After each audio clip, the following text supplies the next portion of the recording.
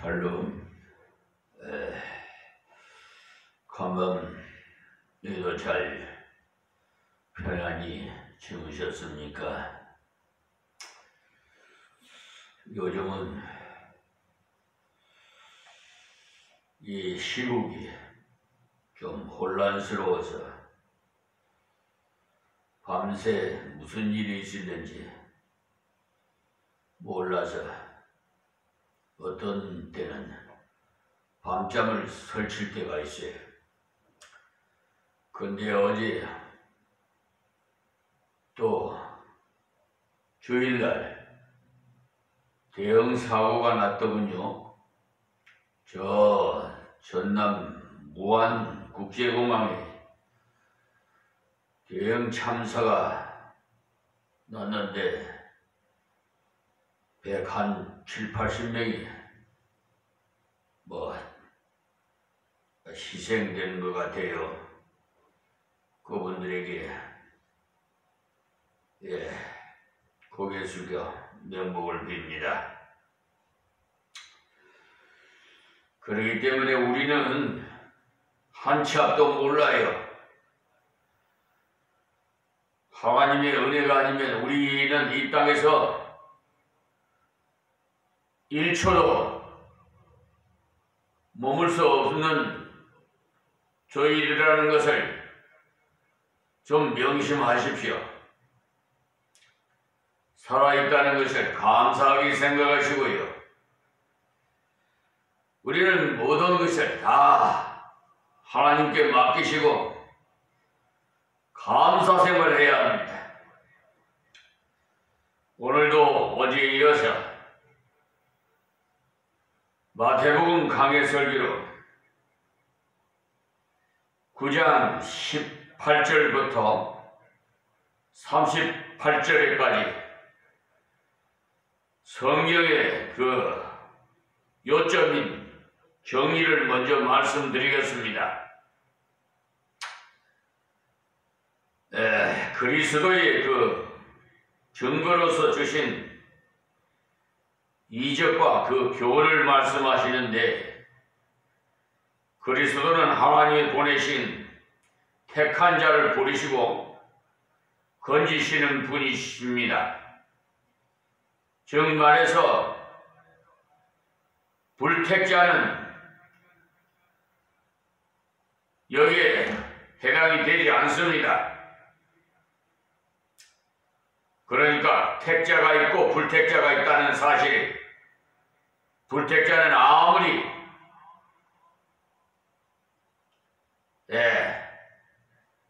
붙들고 와서 예배당에 앉혀놔도 소용이 없어요. 그렇기 때문에 두세 번 전도해서 말 안 들으면 그냥 발에 먼지를 털어버리고 더 이상 돌아볼 거 없습니다. 너무 애타게 우리가 무슨 구걸하는 겁니까? 사실 복음을 주기 위해서 그분들의 영혼을 하나님 앞으로 인도하는데 사명을 가지고 하는 것이지, 내게 무슨 유익을 바라고 전도합니까? 착각들 하지 마세요. 이방인들도 우리 믿는 백성이 가서 전도하면 감사하게 하셔야 돼요. 자, 우리 주님은 사랑과 능력으로 역사하심으로 그리스도의 증거를 보이셨어요. 죽은 자를 살리고 소경을 보게 하고 벙어리를 말하게 하시고, 하나님께서 죄인을 사랑해서 근본적 문제를 해결하시고 건지시려고 주를 보내셨어요. 주는 자신뿐만 아니라 자기의 자기와 같은 심정으로 나가서 일할 자를 지금도 찾고 계십니다. 18절에서 26절에 있는 말씀은요, 죽은 소녀를 살리심으로써 생명의 주관자이심을 증거하십니다. 그리고 소녀의 아비는 해당의 직원이고 곧 해당장으로 있었으나 그리스도의 소식을 듣고 자기의 지위나 체면을 버리고 믿음으로 나옴으로써 은혜를 입을 길을 찾았어요. 그 말씀이 18절에서 19절에 있는 말씀입니다. 그리고 주님을 모시고 가는 길에 예기치 않던 헬루증으로 앓는 여인으로 가는 길이 지체되었어요. 이것이 해당장 야이로에게는 크게 방해하는 문제였습니다마는 믿음이 끝까지 변하지 않음으로써 오히려 더 큰 체험을 얻을 기회가 되었습니다. 그 말씀이 20절에서 22절 말씀이고요.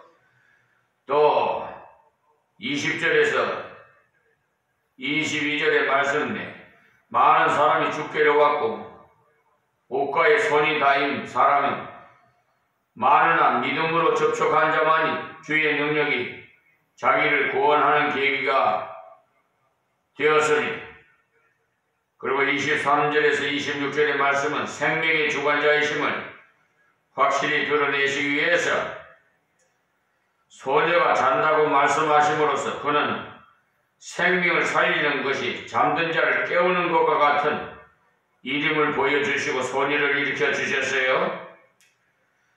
그리고 27절에서 34절에 있는 말씀은 소경과 벙어리를 온전케 하심으로 영육을 다스리심을 보여주시는 말씀입니다.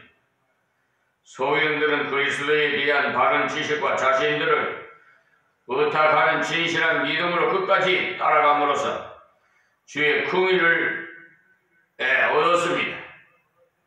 27절에서 28절의 말씀이고요.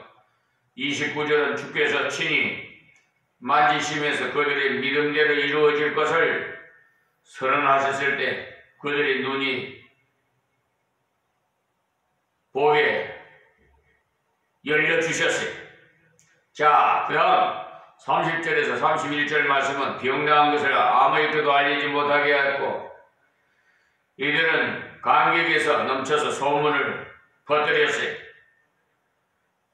그러니까 예수님께서는 그냥 아무에게도 알리지 못하게 했는데도 불구하고 이들은 감격해서 소문을 퍼뜨렸다 이 말입니다. 그리고 32절에서 34절 말씀은 귀신이 들려서 벙어리 된 자를 귀신을 쫓아내심으로써 온전케 하심으로 영계를 다스리시는 전능자이심을 보여주셨습니다. 그러나 악하게 보려는 선입견을 가진 자는 귀신의 왕을 빙자해가지고 고쳤다고 악평함으로써 스스로 은혜에 참여하는 길을 포기하게 됩니다.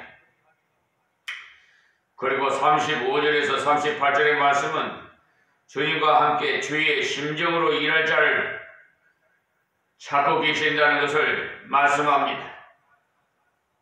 그리스도께서 각지에 찾아가셔서 가르치시고 복음을 전파하시고 그 능력의 증거로 병든 자를 고치셨어요.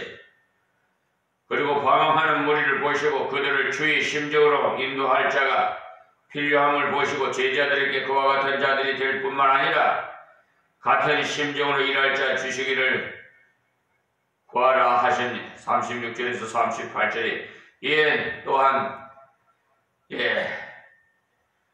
나타난 진리는 죽은 자를 살리심으로 생명의 주관자이심을 보여주심을 주님을 바로 의지하는 자는 죽어도 사는 은혜 주실 것에 대한 표징으로 주셨어요. 그리고 두 번째는 많은 사람이 죽게로 왔으나 믿음으로 손을 옷자락에 닿은 자만이 은혜의 능력을 체험한 것 같이 믿음으로 나아가야 은혜를 입을 수 있다는 진리의 말씀이. 세 번째는 상황이 어려울수록 주님의 사랑과 권능을 더욱 끝까지 의지하라는 말씀에 진리고요. 네 번째는 자신이 큰일 하기를 구하기보다는 일할 자를 일으켜 주시기를 구하고 자신은 최선을 다하는 것을 진리로 말씀하십니다. 자, 그러면은 마태복음 9장 18절에서 28절에 있는 그 말씀의 서론으로서 9장에 들어오면서 예수님께서 한 중풍병자에게 죄의 상함과 함께 치유를 주시고 또한 세림 마태를 전격적으로 불러서 주심을 통해서 예수님께서는 의인이 아닌 죄인을 구하러 오신 분으로서 자기를 계시해 주셨어요. 그러니까 예수께서 이 땅에 오신 것이 단순한 병의 치료를 위한 것이 아니고 죄인을 부르셔서 죄로부터 생명을 구원해 예수님 앞에서 소생시키기 위해 오신 분으로 자신을 나타내 주셨다, 이 말씀입니다. 지난 시간에 말씀드린 대로 중풍병자가 회복불능의 그 육신의 병이 든 원인도 바로 죄 때문이었고, 또한 세리 마태가 세리의 직업을 가지고 생활한 것도 역시 그의 심령이 병이 든 증거였던 것입니다. 그러므로 그는 오직 물질 중심의 사람, 돈밖에 알지 못하는 사람이었어요. 지금도 이런 세리 같은 자는 돈밖에 몰라요. 저 사법부의 불의한 법관들은 돈밖에 몰라가지고 저 법무법인 유한 로고스 법무법인 소속인 백천기 변호사와 정관 외우로 하여튼 그 담보제공 신청을 해서 이미 공탁금을 받은 것도 또 재신청하고 그 사건과 무관한 것도 그러다가 2건이나 붙이고 해가지고 942만원이나 부풀려가지고 그것을 이의를 신청했더니 또 뭐 소송 비용의 계산서를 서울중앙지방법 보좌관 김동근 씨한테 올려가지고 1심, 2심, 3심 하여튼 소송 목적이 값으로 산정하게 되어 있는데 소송 소가를 가지고 말이에요. 더 큰 액수를 가지고 산정을 해가지고 저를 속이고 말이에요. 하여튼 이 못된 백천기 저 변호사는요 감리교 목사예요. 임시감독 회장까지 했던 자로서 아주 술책이 대단해요. 942만을 그걸 잘못한 것을 이의를 신청하니까 이제 이걸 942만으로 맞추려고 말이에요. 아주 그냥 소가를, 그러니까 목적이 값으로 할 것을 소가를 부풀 그 큰 액수를 가지고 환산을 해가지고 942만 몇천만 원 그렇게 만들었더라고요. 하여튼 흡사하게 하여튼 아주 정말 날강도들이에요. 그런 자가 버젓이 아니 그걸 고소장을 했더니 또 뭐 얼마나 뒷거래를 해서 수수였는지 그 경찰에 하여튼 이 나라가요 썩어도 보통 아니 돈이 최고예요. 돈만 집어주면은 그렇게 그냥 권력 있고 돈 있고 하면 그냥 햄이 없음 뭐 그렇게 불송치 이렇게 처리해버려요. 하여튼 더 이상 그 더러운 자들하고 입에도 담기도 싫어요. 참 오늘 본문 9장 18절에서 38절의 말씀은 그리스도의 직임을 가지신 예수님께서 자신이 그리스도이신 증거로서 이적을 행하시고 교훈을 하신 그 내용을 살펴보기로 하겠습니다. 이 그리스도라는 말이 히브리어로 구약에 나오는 메시아이고 이것을 우리말로 번역하면 구세주가 되는 것입니다. 그래서 오늘 본문에 보면 예수님께서 이 땅에 우리를 건지기 위해서 오신 구세주라는 증거를 보여주기 위해서 죽은 자를 살리시고 병이 든 자를 고치시고 귀신 들린 자를 온전케 하신 사실이 나와 있어요. 그러니까 우리 인간에게는 죽음이란 이 문제가 어떠한 경우에 있어서도 해결할 수 없는 속수무책의 그 불가항력적인 일이고 육신의 병이 든 문제도 인간에게는 대단히 어려운 난제임에 틀림이 없고 또한 이 귀신이 들린 이 문제도 역시 인간 자체의 힘으로는 귀신을 추방할 수 없는 어려운 일입니다. 이와 같이 인간으로서는 도저히 해결하기 힘든 인간의 무기력을 여실히 드러내는 영적인 문제와 그리고 육적인 문제들을 여기에 예수님께서 모두 해결하셨다는 사실입니다. 그러므로 예수님은 하나님께서 보내신 자로서 그가 택한 자를 부르시고 건지시대 사랑과 능력으로 역사하심으로써 자기가 그리스도인 증거를 보이신 겁니다. 여기 보면은 주님은 자기께 나오는 자들을 결코 버리지 않으시고 사랑으로 용납하시고 그의 신적인 능력으로 그들의 문제를 해결해 주신 반면에 그를 대적하는 자들은 주님을 만났으나 아무런 은혜를 체험하지 못했던 것입니다. 그러니까 그 사람들이 그리스도의 그 사랑과 능력을 받지 못한 원인은 오직 자신이 주님을 대적했던 까닭에 주님의 은혜를 경험하지 못했던 것입니다.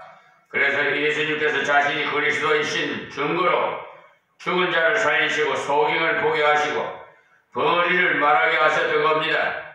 근데 거기에 보면 그 벙어리는 보통 벙어리가 아니고 귀신 들려가지고 벙어리가 된 자라고 했는데 이와 같이 귀신 들려서 벙어리만 되는 것이 아니라 다른 데 보면 귀신 들려 고창병이 걸리고 간질병도 걸렸다고 기록되어 있는 것을 보면 귀신은 여러 가지 병을 일으키는 그 역사를 한다는 것을 알 수가 있어요. 그렇다고 해가지고 모든 병이 원인이 귀신의 역사로 되었다고 말하는 것은 잘못된 생각이고 이런 귀신의 역사로 된 질병은 대체적으로 드문 현상들인 것입니다. 어떤 사람은 감기만 걸려도 귀신이 들렸다고 생각하는데 그것은 아주 잘못된 생각이에요. 하나님께서는 죄인을 사랑하심으로써 죄인들이 그 근본적인 문제를 해결해 주시고 건지시기 위해서 이 땅 위에 예수님을 보내셨던 것입니다.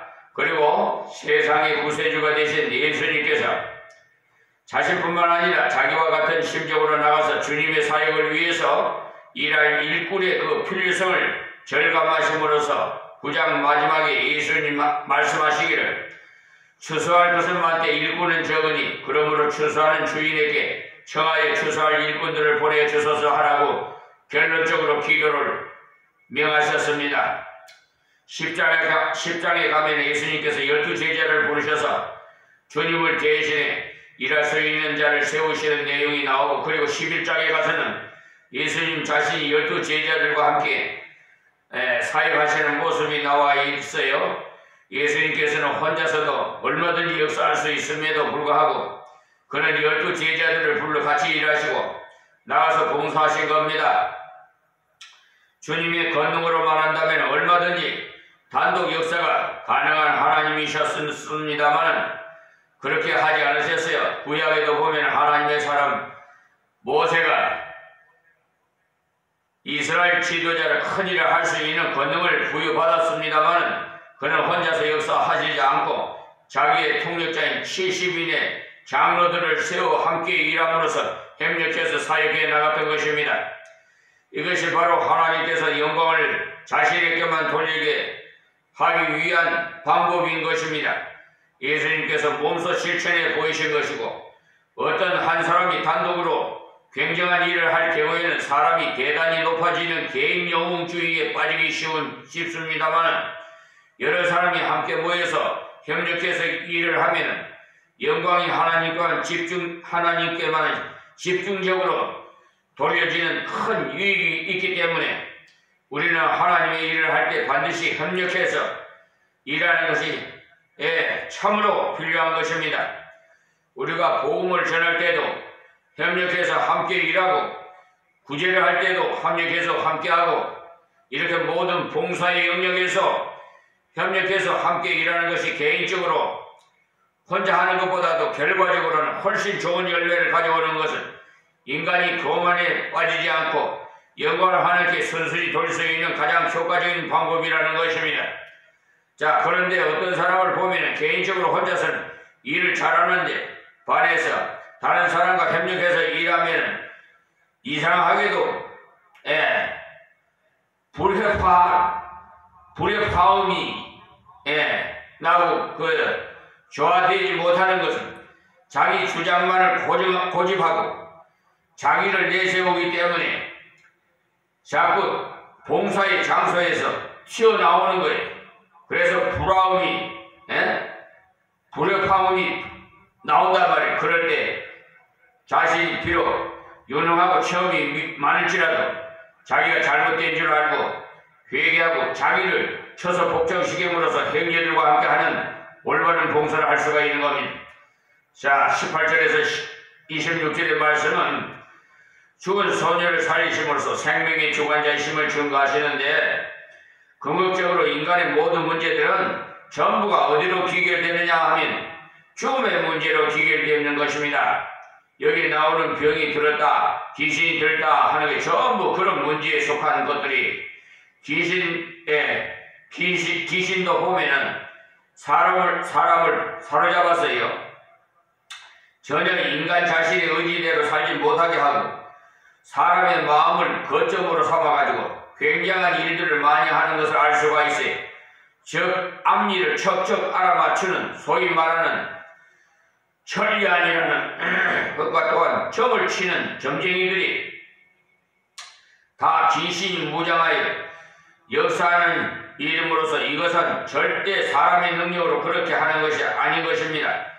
그래서 귀신은 이런 일을 통해서 결국은 인간을 망하도록 만드는 이것이 귀신이 주로 하는 일이에요. 그 때문에 점쟁이들이 가르쳐주는 것들을 희망적이고 건설적인 방면의 그 이야기는 거의 말해주지 않고 누가 언제 무슨 사고로 죽을 것이다 또는 누가 어떻게 망할 것이다 아니면 무슨 정권이 언제 실각할 것이다 하는 등등 암담하고 그 파괴적인 것만 가르쳐줘요. 그래서 마귀는 항상 절망적인 것만 우리에게 안겨주고 그리고 그런 절망적인 사상에 계속 사로잡혀 있도록 만듭니다. 그래서 소위 말하는 백마술이나 흑마술을 통해서 병이 나았을 경우에 그의 육신의 병은 나았으나 그 마음은 그날부터 계속 자살하고 싶은 충동으로 시달리게 되는 거예요. 그러다가 결국 마지막에 가서는 자살하고 죽어버리는 그런 비참한 말로를 맞는 경우가 통계로 보면 많이 나와 있어요. OECD 국가 중에서 가장 자살률이 많은 나라가 우리 대한민국이 창피하지도 않아요? 저 유명한 연예인도 예수를 믿었는가 봐요. 장례식에 영전 앞에 십자가를 세워놓은 거 보니까 예수를 믿는 것 같은데 자살했어요. 그 천국 갈 줄 압니까? 아이고, 예수 믿는 사람은요 자살하면은 천국 못 가요. 왜냐? 이 몸은 우리 몸이 아니에요. 주님의 피값으로 사신 하나님 것이에요. 내 것이 아니란 말이에요. 그게 자기 몸이라고 자기가 학살하면 안 됩니다. 그런데 그냥 금욕주의자들은 자기 몸을 혹사시키고 그건 성경적이 아니라는 것을 아세요. 나는요 아무리 유명하고 뭐하고 자살하는 사람들한테는 장례식 안 해줘요. 저 어느 목사님이요 세상에 장로님이 뭐 땅을 사가지고 여관을 지으려고 해서 거기 와서 좀 예배 좀 드려달라고 했던 모양이에요. 그래서 거기 뭘 하려냐 하니까 여관을 짓네. 죄 짓는 그거 안 간다. 내가 거기 가서 어떻게 예배 드리냐? 죄 짓는 곳에 여관 지으면 죄 짓는 사람들을 많이 올 거 아니야? 그러니까 예배를 드리려면 내 말을 들어. 그래서 목욕탕을 찍으라고 그랬대. 그래서 그 장로님, 하나님, 목사님 말씀을 순종해서 그 계획을 바꿔가지고 여관 지을 때다가 목욕탕을 지었더니 그냥 원수가 퍽퍽퍽퍽 쏟아져가지고 돈이 그냥 땅에서 푹푹푹 올라오는 거예요. 그냥 목사님 말씀 순종하면은 장로는 말이에요 가정으로 말하면 어머니와 역할을 같은 게 목사님을 보필해야 되고 보좌를 해야 되는데 요즘 장로들은 말이에요 목사를 끌어내고 문에 서가지고 주일날 예배도 못 드리게 되고 방해하는 그런 장로들이 있어요. 이 주위에 감리교회에서 그렇다고 그래. 원래 감리교회는 감독 정치예요. 그 장로교회에서 장로를 세우니까 잘하고 있으니까 그걸 꼴을 봐가지고 장로를 세워야 돼. 장로도 아무나 세우는 줄 압니까? 돈만 많이 내면 장로가 되는 줄 알아요? 그 자들이 오히려 목사를 끌어내요. 그래서 우리 교회로 그냥 막 우르르 왔더라고. 그때 무슨 예비고사 대학교 무슨 수능 시험 기간인데 그래서 설교를 듣고는 세상이 생전 처음으로 정말 은혜를 너무나 많이 받았다고 목사님 이곳에 신앙생활을 하고 싶은데 온수리에 살려면은 교회에 가야 된다네. 참 그러니까 요즘 교회가 사교적이 돼 있어요.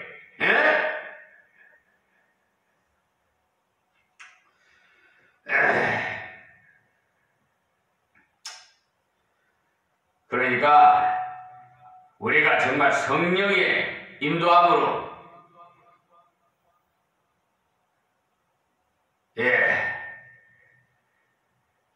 신앙생활을 해야 되는데 요즘 쭉정이들이 너무 많아요. 그리고 왜 그 쭉정이가 많냐? 리더자인 목사가 그냥 올바르게 성경을 가르쳐주지 않기 때문에 그래요. 성경의 지식이 부족하든지 하나님께서 그 지혜를 주시지 않았든지 하여튼간에 무슨 하자가 있어요. 지금 한국교회 대형교회가 왜 저렇게 MBC PD 수첩을 보니까 나 형편없어요 그냥. 그러니까 지금 윤석열 대통령이 경영 선포도 하고 지금 이 사회가 뭐이 돼요. 다 한국교회 책임이에요. 누구 책임이 아니야. 저와 여러분 책임이에요.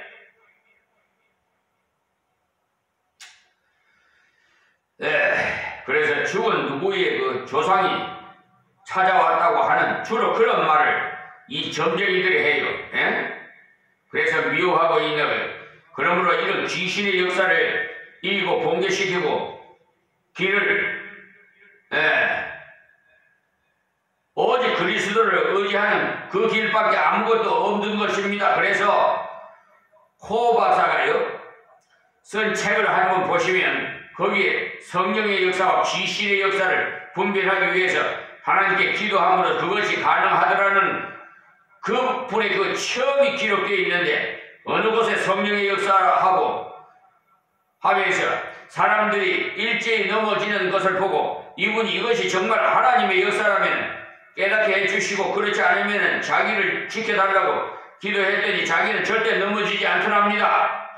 그 사람은 자기가 한번 탁 치면 성령의 역사에서 다 넘어진다고 큰 소리 치는데 자기 혼자만 안 넘어지더랍니다. 그래서 나중에는 자기를 싹 잃어버리는데 역시 안 넘어지더랍니다.